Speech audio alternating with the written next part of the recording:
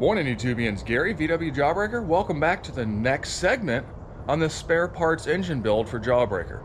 That's right, 1760cc, which is a 1641 engine and a 74mm stroke crank instead of a 69mm stroke crank. That's what makes it a 1760cc. So this episode, we're going to be working on deck height and heads, compression ratio, rocker arm geometry, getting the entire bottom end buttoned up. This thing's been sitting in the bag since last episode where we completed the long block and got everything assembled. We need to jump on and start getting this stuff knocked out.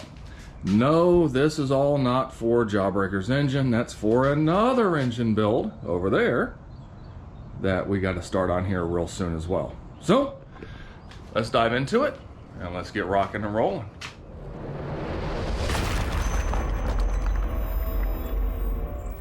So if you remember me talking a while back, I actually gave a set of heads that I had to a young guy that was trying to keep his bug on the road. And long story short, I ended up getting his troubled heads that was giving him problems. These are some heads from AA Performance. They are a stock replacement head. They're nothing fancy. They're not a 501 series or anything like that. They're just stock valve, stock replacement set of heads, which are a good head. But he was having issues with it, so I figured, you know what, take my heads down the road. I'll get those heads from you whenever I'm ready to build an engine. And well, now we're ready to build an engine, so I had to get these heads cleaned up. So what did I do? Went over to my buddy's shop, borrowed his media blaster, got these heads all cleaned up, ready to start inspecting. And then I had VW Darrin reach out to me. Yeah, you guys know VW Darrin. Hell of an awesome, great guy. He reached out and said, man, bring him over. Let's really go through these things and find out what's going on and rework these heads. So that's what we did. He decided that he wanted to go ahead and vapor blast them a little bit to get them even better looking than what I had them with. You know, Darrin doesn't do anything but top quality. So he wanted to make sure they were perfect. I don't blame him, and I appreciate that from him. So from there, went ahead and did a full port of the heads and really cleaned everything up. Then took a cartridge roll to it and smoothed everything out. Now the one thing you don't want to do is when you're porting heads and cartridge rolling and all that, you don't want these ports super smooth. You want just a little bit of roughness to it so it keeps the fuel in suspension and doesn't puddle things up. Something I learned from Darrin. I didn't know that, and I never claimed to know everything. Then from there we found out that we had some bad valve guides, so both heads needed intake valve guides. Exhaust guides were good, but the intakes on both heads were bad. So then from there, we went ahead and replaced all the valves, refaced the valves for a true 45-degree angle on the valve itself. Then we did a complete true 3-angle valve job on the valve seats with a 30, 45, and 60-degree cut.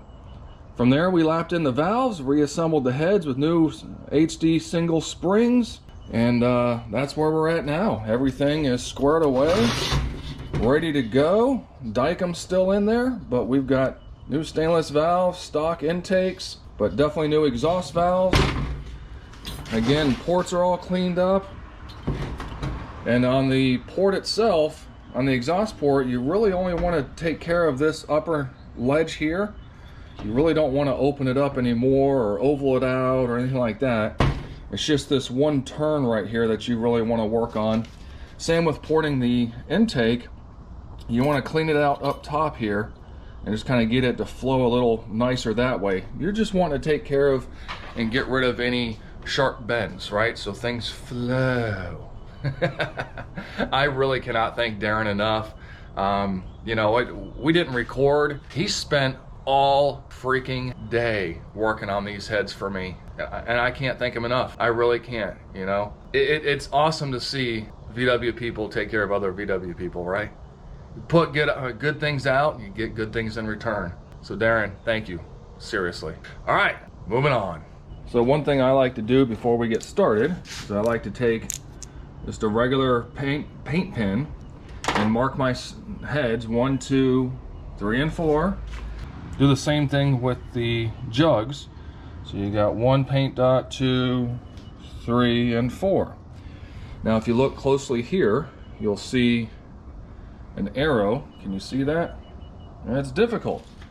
So I like to go and put a line on it so I know exactly which way this goes without having to search too much, if that makes sense. Now, one thing I get asked a lot lately is, Gary, are there head gaskets in between the jug and the head? And no, Volkswagen did not do this on the Type 1 engine. So this is another reason why you mark cylinder 1, cylinder 1. Is we're going to take a little bit of valve grinding compound and lap the jug into the head to make sure we have a perfect seal all the way around. So we'll go ahead and do that real quick. Let's toss a little bit of the valve grinding compound onto the edge of the cylinder here. Don't need a lot, just a little bit goes a long way. And we'll drop the head into the spot.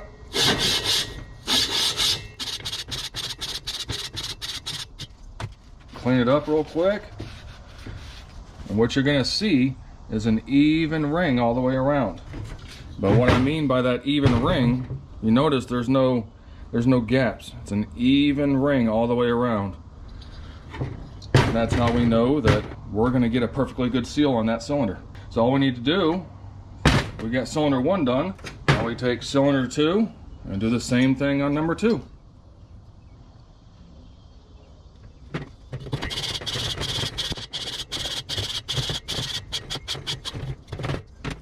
And same thing, we've got a nice even gap, or a nice even sand basically all the way around, or we know that's going to seal.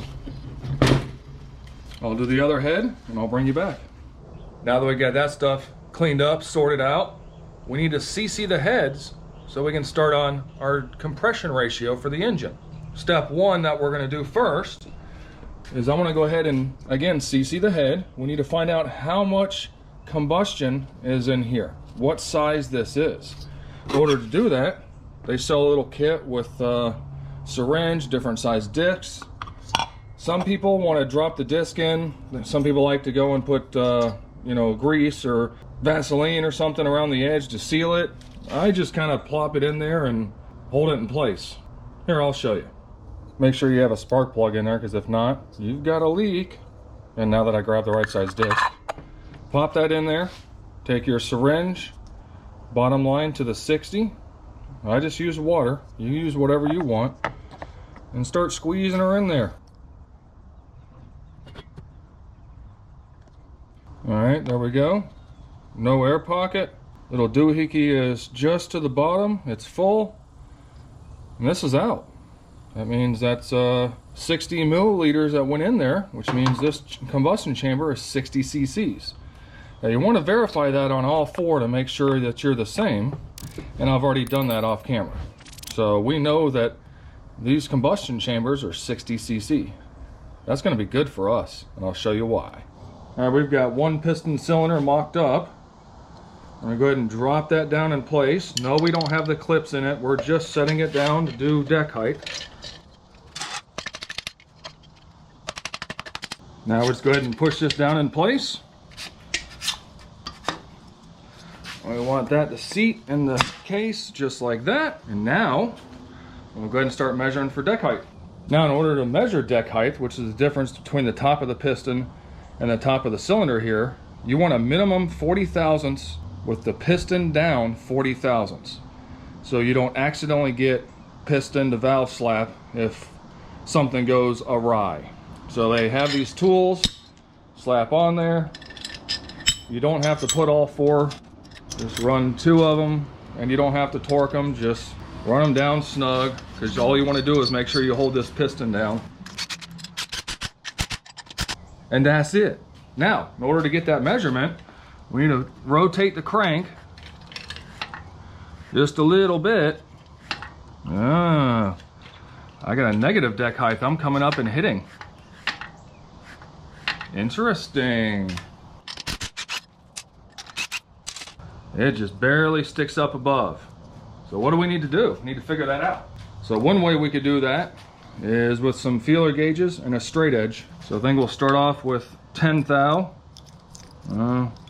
That sucks. I can get that through there.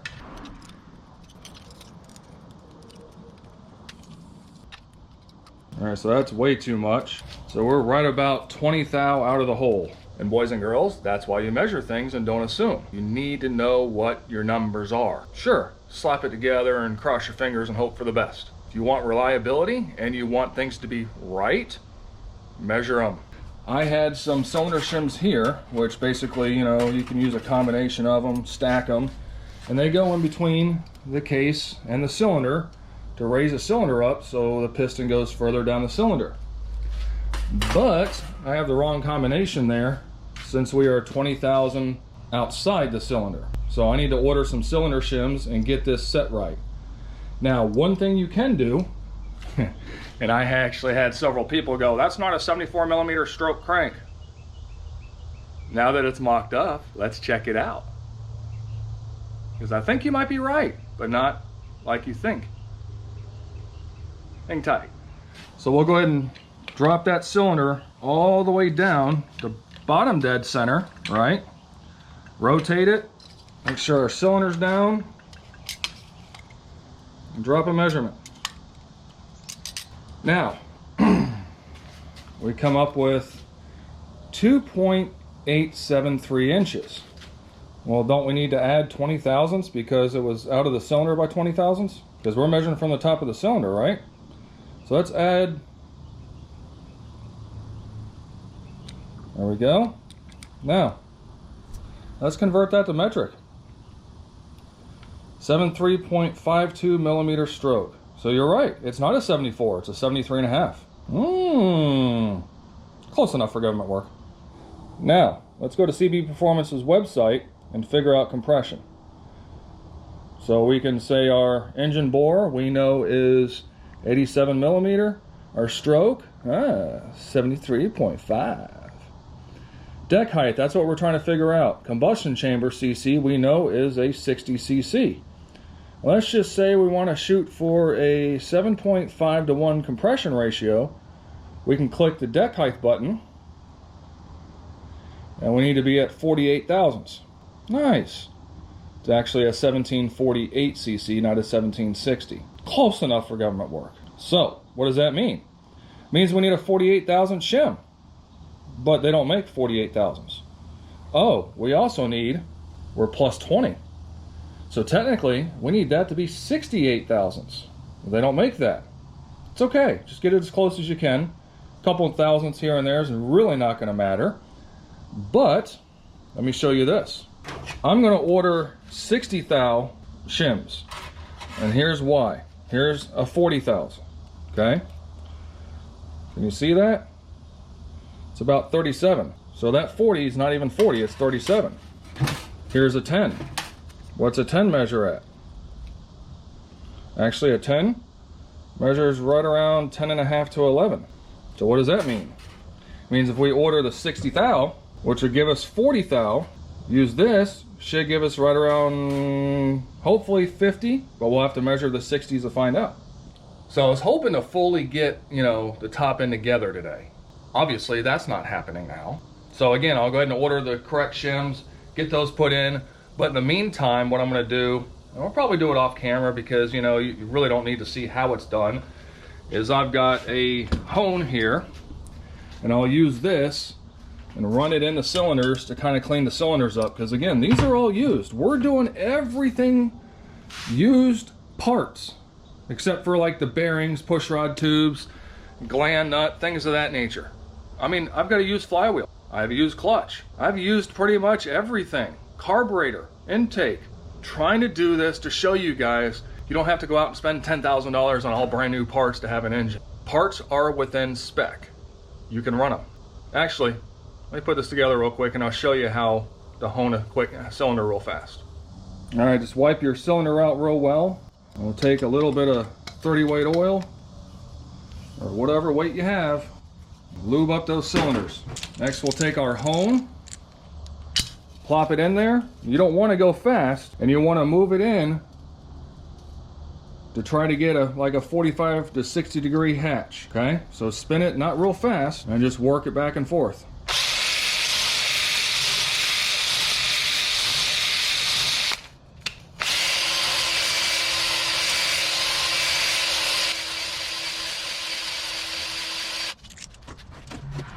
Take another clean rag, check it out. As you notice now, we've got a nice crosshatch in that. What that's going to do is help everything seal up better. So that's it.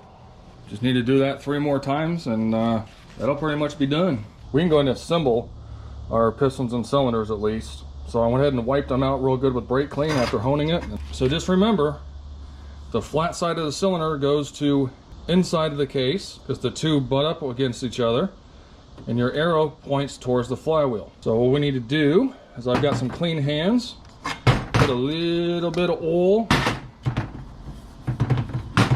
Doesn't take much, just a little bit. Lube that cylinder up nice. You don't want it going together dry. Take your rings. This is cylinder 1, which I actually put that at the bottom, so that's going to go towards the back. So that would be top. What we need to do is take the gap on our oil control ring, put that at top.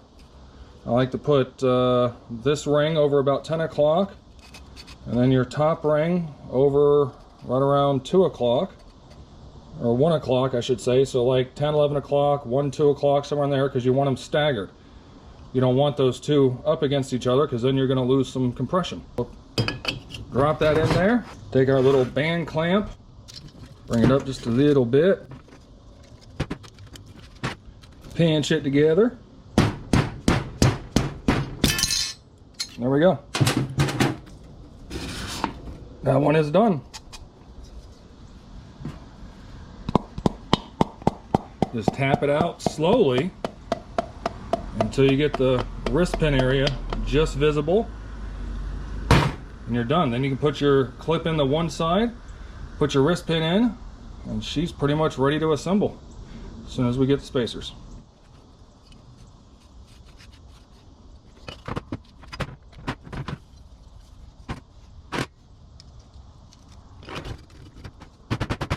See right there, it stopped. Don't keep going because you don't have all your rings in all the way. You don't want to break a ring. And there we go. All 4 cylinders are completely assembled, ready to go. Now another way you can do this, you don't have to do it this way, is you can go ahead and put the piston on the rod and then put your band clamp around and try to slide your jug over. That's another way. I've done it that way. I find this way easier. Pick what works for you and do that, as long as you end up with the same end result. And we're back with the proper shims this time. So let's go ahead and dive into mocking things up and checking things out. But first I want to talk about a couple quick things. One, I did already take care of ring gap on these previously on the cylinders. So the ring gap, what you do is you want to take a ring off, put it in the cylinder itself off of the piston, and verify the gap in between. You want to do that on all 3 rings, your upper, middle compression rings, and then also your lower oil control ring. Another thing that I did is you can actually take the piston without the rings on it and actually weigh your pistons and get them all within about a half a gram. You can kind of go down in here a little bit and take a little bit off to kind of help balance out your pistons. Now I also did the same thing with the rods. I did that off camera before, I checked them and forgot to hit record. But what I do is I put them in the vise and I weigh them horizontally, right? So you want to weigh that on the big end and the small end, and basically you can get them really close as well doing the same thing. So now that we have that covered, let's go ahead and show you what we have to do, unfortunately, with these cylinder shims. So as you see, we've got I've got them in a stacks of 4 here. Unfortunately, we're going to have to go with 3 total shims just because of, you know, what's available, what we're doing here with this engine. So unfortunately, we got to use 3 shims, but it is what it is. Just a little silicone in between. I'll show you that when we go to actually do final assembly. But again, this is just mock-up. So we need to go ahead and double check our compression height now that we have the proper shims. So let's dive into that, shall we? We've got our shims on. You can put those on before you put the wrist pin through, or else you won't be able to get your shims on. So we've got cylinder 2 here. We'll go ahead and get that set in place.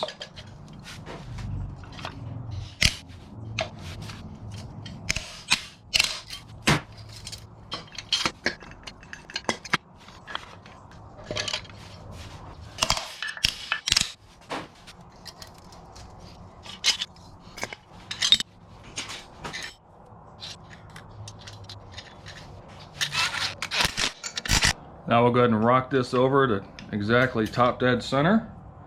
We'll take our feeler gauges and run that in there, and that's exactly where I want it to be. Nice. Those go in and out quite nicely, not too tight.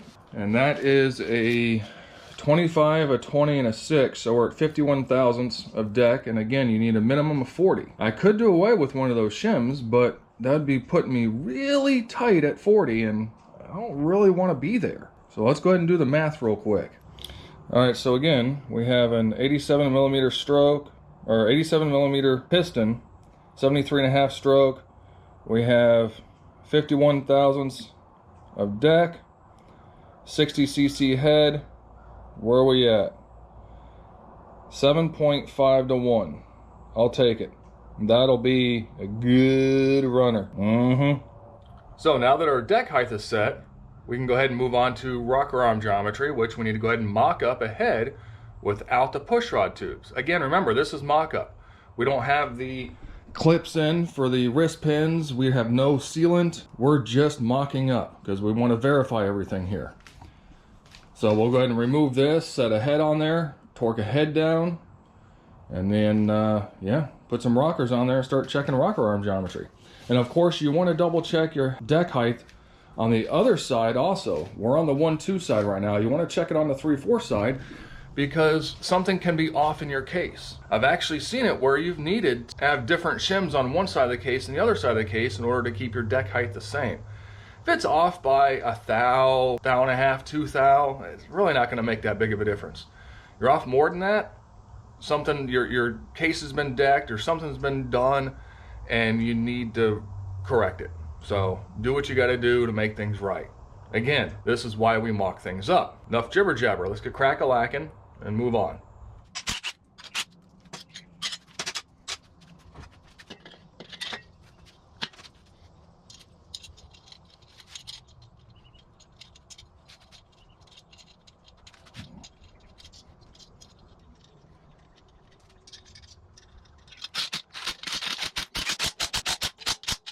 All right, so I've got a stock push rod for mock-up, and I've also got a adjustable push rod. You can get these pretty much anywhere. You can make them, but we're going to drop one of each down in there so we can check both.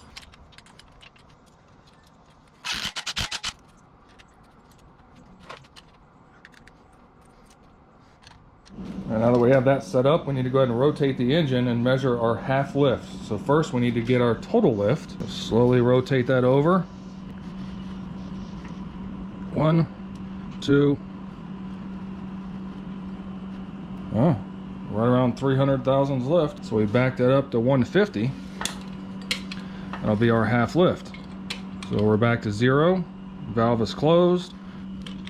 150.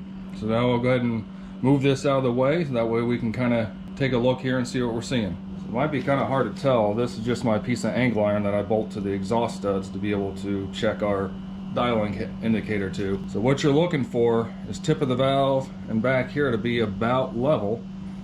We put a straight edge on that and look down. Believe it or not, we're really close. I'm honestly not real mad at that at all. It's almost perfect. The push rods could tend to be just a tick longer.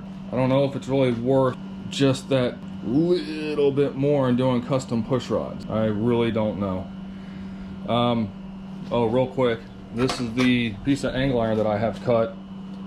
So I've got a little notch in back there, so you can actually just drop that in place, and 2 nuts, tighten up to 2 nuts, that holds it on, and that gives you a nice mounting surface for your magnetic dial gauge. Nothing fancy. It's like a $35 tool off Amazon. Go Amazon. Hoo-hoo. So I'm gonna ponder some more on that, but I think I'm gonna run it. I'm all about doing things right. I really don't want to go buy chromoly push rods and cut to length just to go that much more. And money I don't really have for this. So I think we'll just go ahead and run stock length push rods for the time being.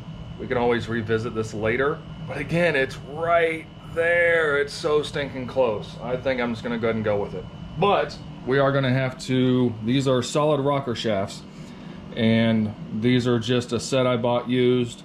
This one here is a little tight. This one here, that's good. This one here is pretty snug. Oh, I got a pusher rod, duh. This one here has got a gap, so we got to fix all this. So we'll tear this apart later and do all that. The whole reason you want to do your valve geometry, right, and verify all this is because of two reasons. One, you change the camshaft. It's a good idea. I mean, if this is a stock engine and this is all a complete stock rebuild, you pretty much don't have to do this. Engineers already figured it out for you. But whenever you go and change your piston cylinders for a bigger size, and then you have to put in some head shims or cylinder shims, or you're going to use the little copper head gasket, deck things, you fly cut the heads, all that changes this. So what you want to do is you need to verify your rocker arm geometry. If this was way off, it's going to put way too much preload on your valve guides and wear these things out. Well, this let's say it was way off and I just put it together. Would it run? Absolutely. It's going to run. It's going to run great. How long is it going to live?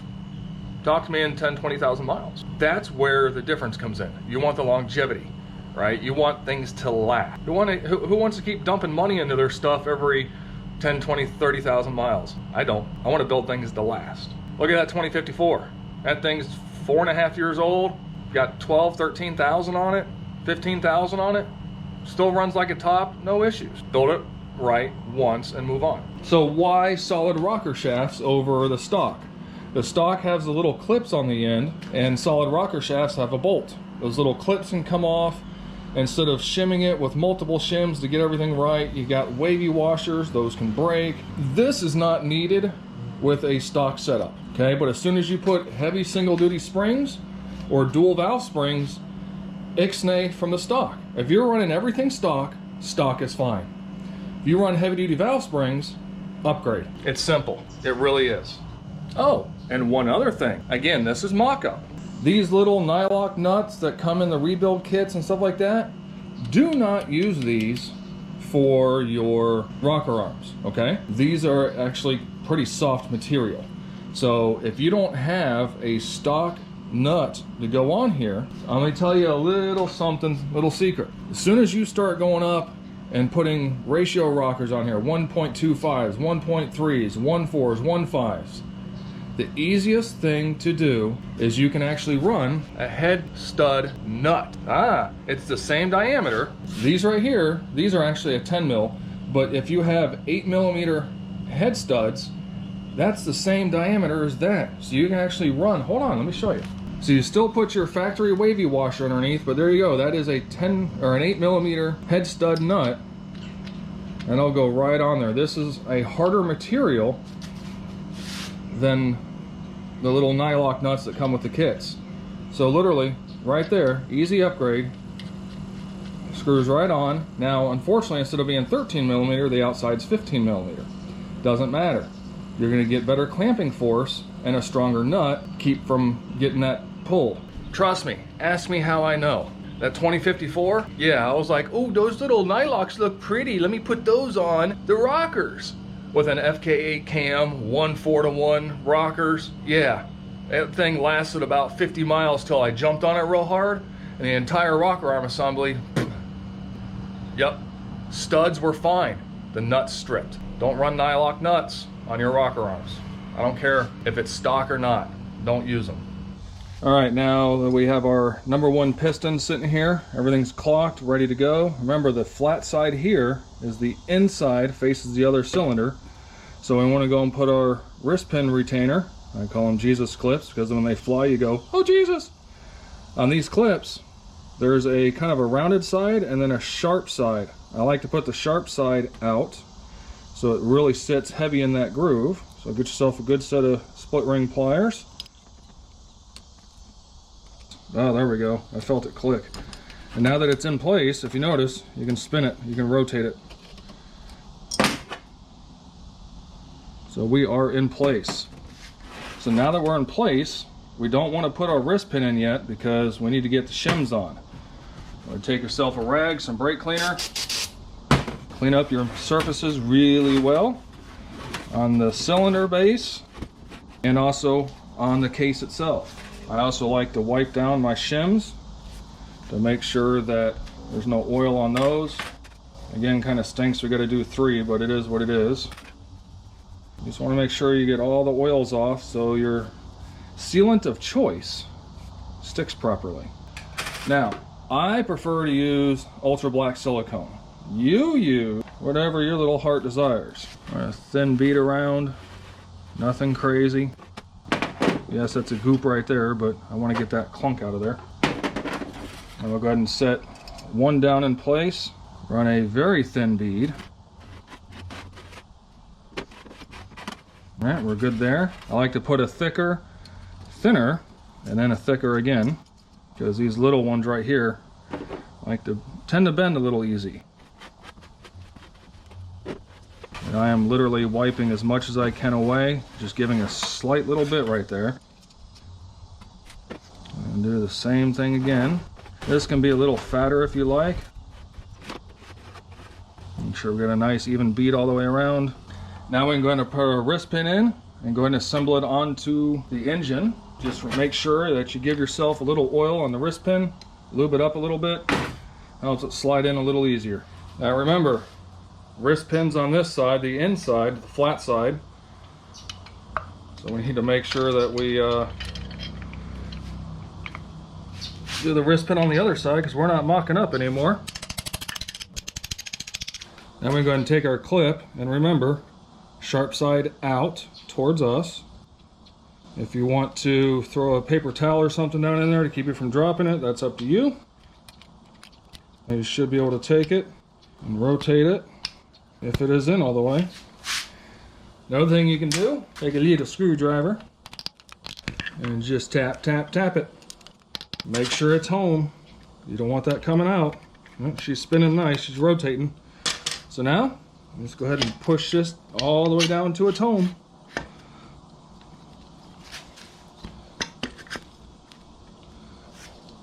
There we go. Now to do the other.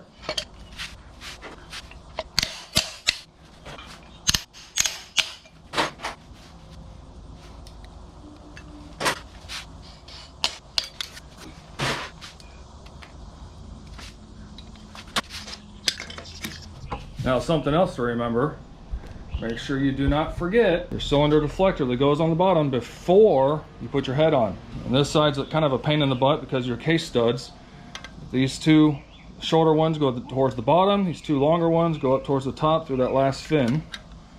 I like to kind of start that one there. Let's go over something real quick. Remember, cylinder 2, cylinder 1, cylinder 2, cylinder 1, and we got our arrows pointing towards the flywheel. Well, where the flywheel will live anyway. So make sure you have your everything in orientation the way it's supposed to be. Again, this is all part of mock-up. Cylinder deflectors in there. Now let's talk about pushrod tubes. Gary, where'd you get the black ones? These are regular pushrod tubes. I paint them black just to help them live a little longer. It's a thin coat. It's the same thing as what I used on this. Now, one of the things I like to do is I'll take a 13mm socket and kind of just stretch these out just a tad, and that way when everything sits down on the case and the heads, these collapse a little bit and makes them, I actually have better luck. The seals that go on those, I do not like to put sealant on them. I put a real thin film of oil on them and put them in place. I don't have them leak. The other thing is these actually have a seam on them, and you want that seam to go up towards the cylinder. So if that seam were to leak, it's facing up, not facing down or sideways or whatever. But you're probably thinking, how in the world can you see the seam if you paint them? Look inside. It's right there. You see that? It's right up top right there. Discoloration, there's your seam. Just drop that in place once we get everything on there. And we'll go ahead and drop the head in place and get this side buttoned up. All right, so again, pushrod tubes, 13mm socket on an extension, kind of grab, put it in probably about that far, not far, and just give her a little tug all the way around, make it straight. That's going to help stretch it out a tad. Let's do that on all four. Now that we've got those stretched out, again, just a little bit of oil on them, on both sides. Set it in place.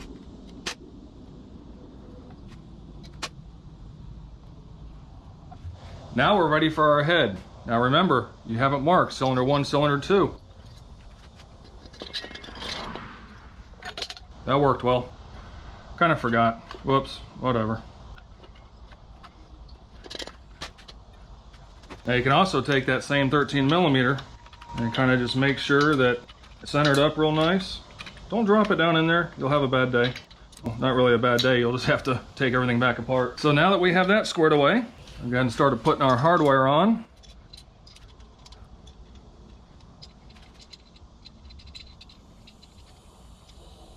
Now the 4 inner ones here, because those are inside the head, I like to put just a little bit of sealant on the back of these. Helps ensure we have a good seal, hopefully no leaks. I've never had a leak doing it this way. Again, real thin layer, nothing much.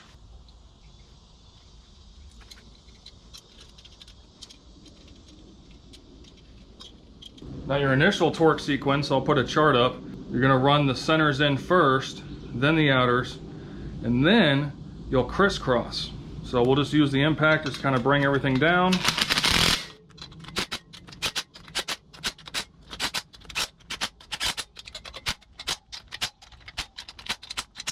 I like to run a light one in the first pass. Then we'll go ahead and go up to final torque and do our crisscross. All right, that head's on. Now again, if you want, you can take your socket, kind of just make sure that pushrod tube's nice and centered, and we're good. Well, we got the 1-2 side fully done. Again, pushrod tubes are on, cylinder deflector's on, everything's torqued down. So I'll go ahead and flip this over, do the other side off camera, and we'll go ahead and get to moving on to the next little bit. Get this long block finished up today. Hopefully, time's ticking away.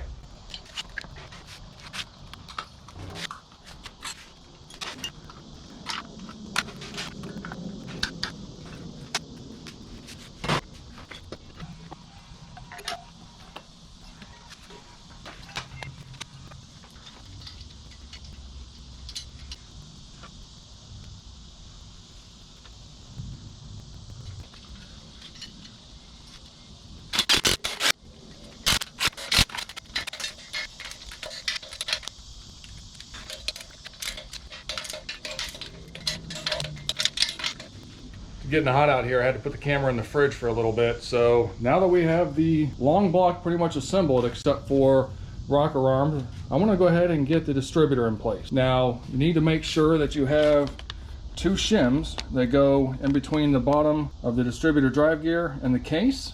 Those 2 shims you can pick up at like AA Performance and CB Performance, stuff like that, so you can pick those up. Now we're going to need to go ahead, you don't need to use the distributor drive gear tool. I find it easier for setting it in place. Some people just use pliers or whatever. Now I like to use a little bit of assembly lube on the 2 shims on a screwdriver. So I just drizzle a little bit of that down in there. Put a little bit on your 2 shims. Again, this just kind of helps them stick together. Slide that on your long screwdriver. And drop those down in there. So we'll go ahead and drop this in. Again, kind of pointing towards that 1 fuel pump stud.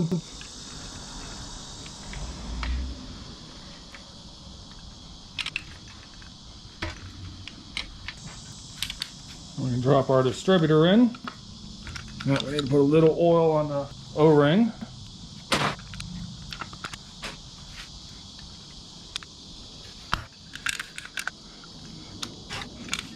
And just like that, camera dying and all, distributor is in. So again, when you aim it right to here and drop it down, it should go pretty much straight. That gets you dropped exactly where you need to be. Now you can pull it out, rotate it again. That tool helps a lot. So we'll go ahead and let this charge for a second. We'll go ahead and do our in play and get that done. All right, we have our flywheel on with no shims, no seal, no nothing. So we need to go ahead and see, we've got it at 0. And that comes out to 50, 0, actually about 49. So what we need to do now is go ahead and pull our flywheel back off and put 3 shims back there, and then we'll mock it back up and see what we got. We got our 3 shims. Put those in place.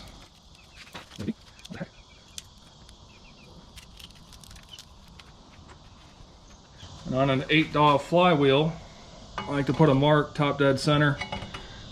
Matches with the case, helps make it easier to get the dials all lined up.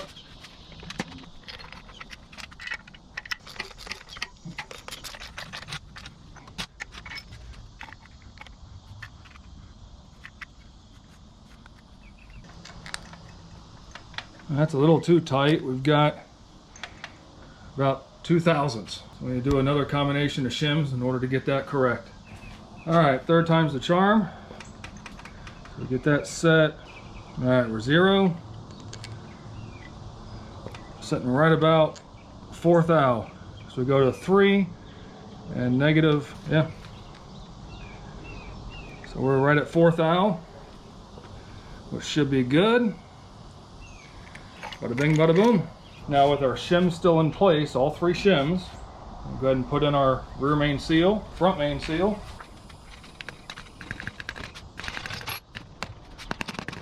Now I like to recess it some, so we'll take another seal and tap it. So this is an old seal.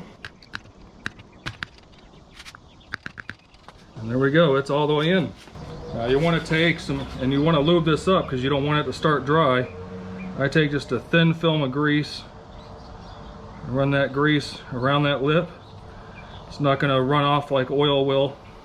Now also on the back of the flywheel you have an O-ring right here. And that needs to be cleaned out real well. And a new fresh O-ring that comes in your engine kit, that needs to go in there.